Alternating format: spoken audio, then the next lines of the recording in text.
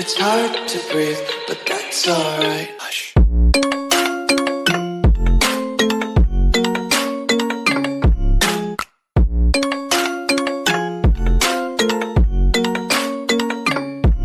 สวัสดีเนาะมื้อนี้พบกับตันเฟรลี่อีกแล้วเอาได้ไปเห็นคลิปอันหนึ่งเนาะอยู่ TikTok มาสิซะเห็นกับเจ้าทดลองเอาไข่นะใส่กับน้ำอารมณ์อันนี้ก่อนนี่นะน้ำยี่ห้ออย่างก่อนนี่ซากกับอันนี้แป๊บเดอร์นะแป๊บเดอร์มันจะเป็นแบบเดิม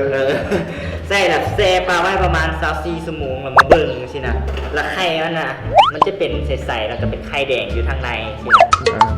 คันบ่เห็นภาพเดียวจะขึ้นอินเสิร์ตให้เบิ่ง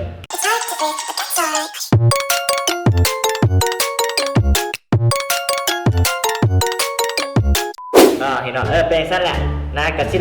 ลองมาทดลองเบิ่งกันนะว่าสิได้คือข้าเจ้าแท้บ่หรือว่าข้าเจ้ากี่ตัวหอคันได้แท้แล้วเฮาสิลองเอาไข่นี่นะไปลองเฮ็ดกินเบิ่งว่าสิเป็นจังไดว่าอะไรอ่ะลองเฮ็ดกันเลยเนาะอุ้ย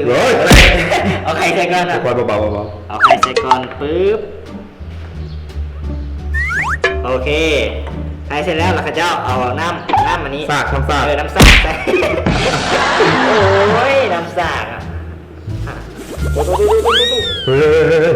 แก๊สแห้งเลยแก๊สแห้งแก๊สเนี่ยแก๊สอารมณ์มันแก๊สอลูมิเนียมอะไรไม่รู้เจ๊กซี่ก็ได้เอาได้อันนี้แม่นน้ำยังเกาะซากประมาณเลยพอเนาะ50 บาทเราตัวนี้ให้มันท่วมเลยโอเคอันนี้น้ำอย่างน้ำแป๊บเด้อแป๊บเด้อคือนึกว่าลืมแล้วสนุกต้องย้ำเลยโอเคลองเบิ่งเนาะ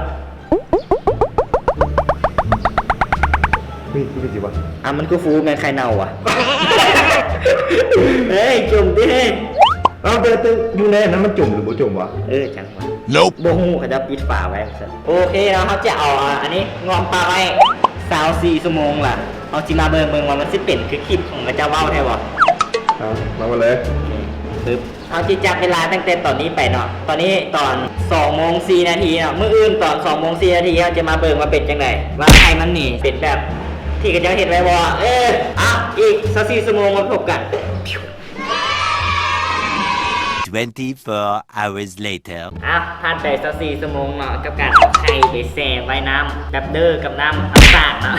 น้ำสากมันสิเป็นคืออยู่คลิปแท้ๆบ่เนาะที่เราได้ให้เบิ่งมือวานนี้เนาะสิลองมาเบิ่งเลยบ่มาเลยเกิดปฏิกิริยาไงเดี๋ยวเฮาสิลองเอามือนี่แหละว่าสิเอามีดคนลงมาโว้โอ้มีคาบเป๊ปซี่อยู่นะมันขึ้นมาได้ไงวะไปกินเดี๋ยวลองมือเป๊ปซี่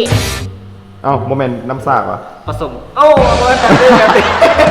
แป๊บเด้อเน้ำมันเปลี่ยนไปสีมันเปลี่ยนไปแล้วเดี๋ยวเขาลองเอาขึ้นมาเบิ่งเฮ้ยอุ่นวะเฮ้ยติดมือมันเป็นน้ำเปื่อยติด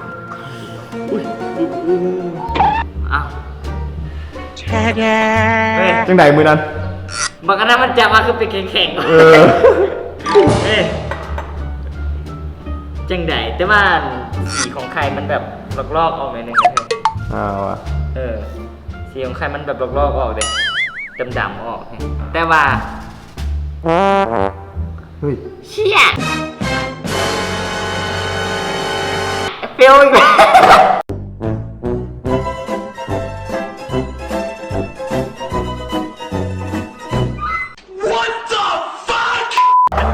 บ่ได้เนาะบ่ได้มันบ่เป็นคิดยังไงมึงคิดยังไงมึงคิดว่ามันได้สำหรับกูน่าจะเป็นไปบ่ได้นะกูก็ว่าแหละแล้วมึงเฮ็ดได้ยังแต่กูเห็นมันเฮ็ดได้เองสินะสงสัยเนาะสงสัยแล้วจะมาใครทางไหนเป็นคุกอยู่ได้คุกว่ะคุกแค่นี้คุกว่ะเอาไปคุกดูลองเบิ่งนะเอาไปคุกมันคุกนะเอาไปครับกลับมาเข้าสู่รายการครัวไอ้ตังกันหน่อยมานี่เท่ากับสอบเท่ากับมีนี่แหละคุกนะถ้วยถ้วยใบนึงนะเอาสิมาเฮ็ดใครกินเนาะบ่ให้เสียหายมัน อันนี้เขากลับมาเลยนะเกียบเอาไว้เกียบไปเลย นี่ very good